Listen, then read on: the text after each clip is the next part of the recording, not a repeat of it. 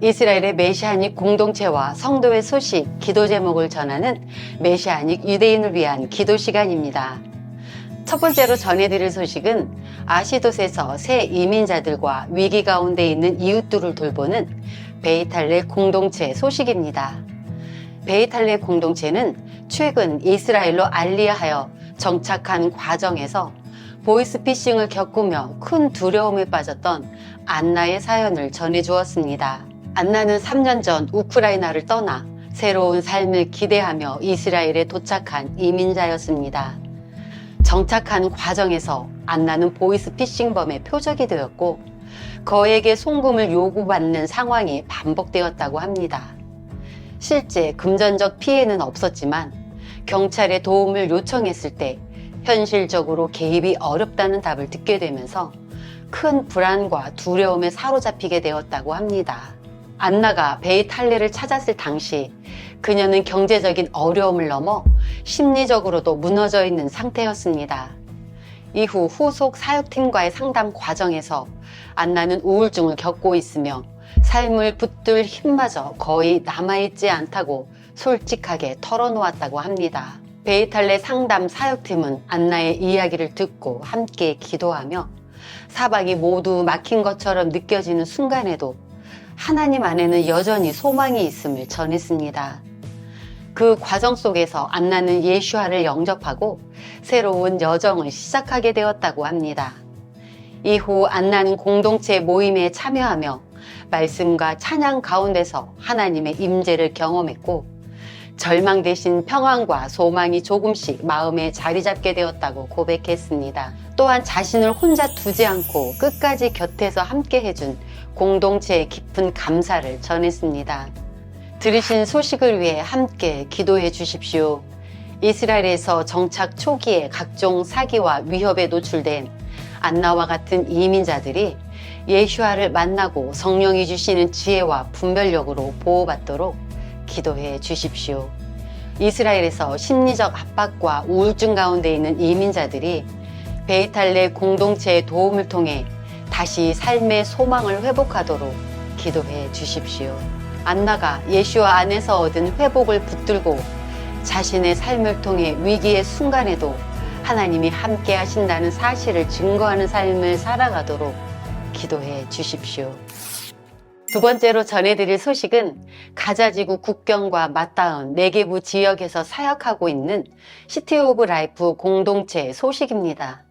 시티 오브 라이프 공동체의 마이클 비너 목사는 자신의 유튜브 토크쇼를 통해 메시아닉 유대인 랍비이자 목회자인 로리 카이의 사역을 소개했습니다.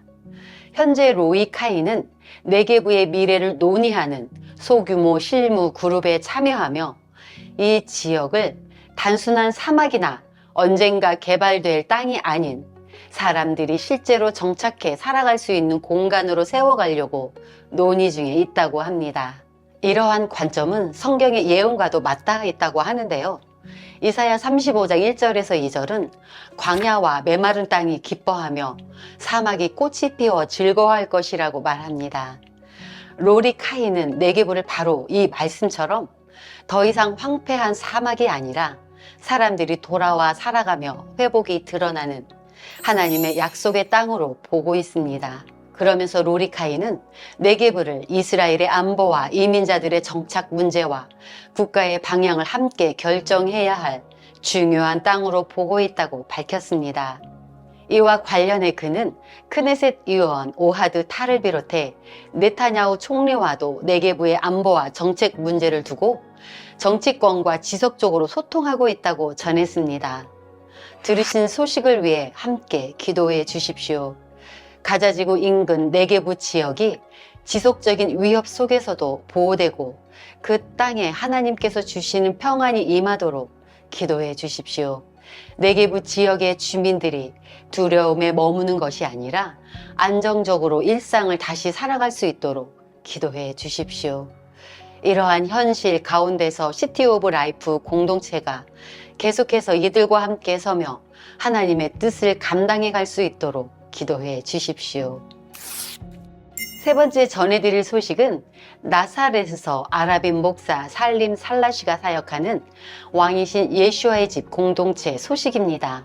살림 살라시 목사와 사역팀은 최근 나사렛을 내려다 볼 수 있는 절벽산에 올라 이 땅에서 하나님께서 행하신 일들을 돌아보며 감사하는 시간을 가졌다고 합니다. 그 자리에는 왕이신 예슈아의 집 교회 장로인 리에드도 함께 했다고 하는데요. 리에드는 그리스 정교회 배경에서 자라 40년이 넘는 시간 동안 스스로를 그리스도인이라 여기며 살아왔지만 하나님을 인격적으로 만난 경험은 없었다고 합니다. 그러던 중 한 지인의 초대로 아내와 함께 왕이신 예슈아의 집 교회를 처음 방문하게 되었다고 하는데요. 예배의 형식은 낯설고 익숙하지 않았지만 그의 마음을 움직인 것은 설교나 예배 방식이 아니라 교회 안에서 느껴졌던 예슈아의 사랑이었습니다. 가족처럼 맞아주는 공동체 안에서 리에드는 처음으로 하나님을 만난다는 것이 무엇인지 조금씩 알아가기 시작했다고 합니다.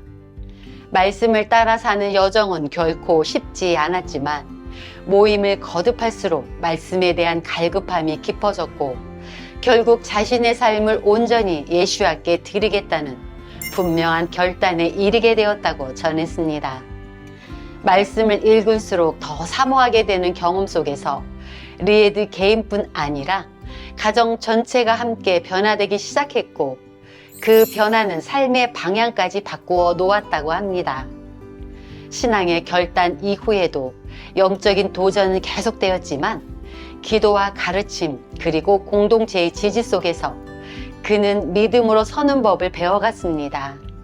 현재 그는 하나님을 삶의 가장 우선에 두고 왕이신 예수와 교회를 섬기는 장로가 되어 살림 목사와 함께 동역하고 있다고 합니다. 절벽산에서 나사렛을 내려다보며 리에드는 교회가 이어가고 있는 인도적 지원 사역에 대해서도 감사를 전했습니다. 이 사역을 통해 말이 아닌 실제적인 도움으로 가정이 세워지고 삶이 회복되며 하나님의 사랑이 이 도시 가운데 흘러가고 있다고 합니다. 들으신 소식을 위해 함께 기도해 주십시오. 리에드 장로가 말씀과 기도 안에서 겸손과 담대함으로 그의 삶 자체가 나사렛 가운데 예수와를 증거하는 간증이 되도록 기도해 주십시오. 왕이신 예수와의 집 공동체가 나사렛에서 말이 아닌 삶으로 복음을 전하며 사랑과 진리를 함께 붙드는 교회로 든든히 세워져 가도록 기도해 주십시오.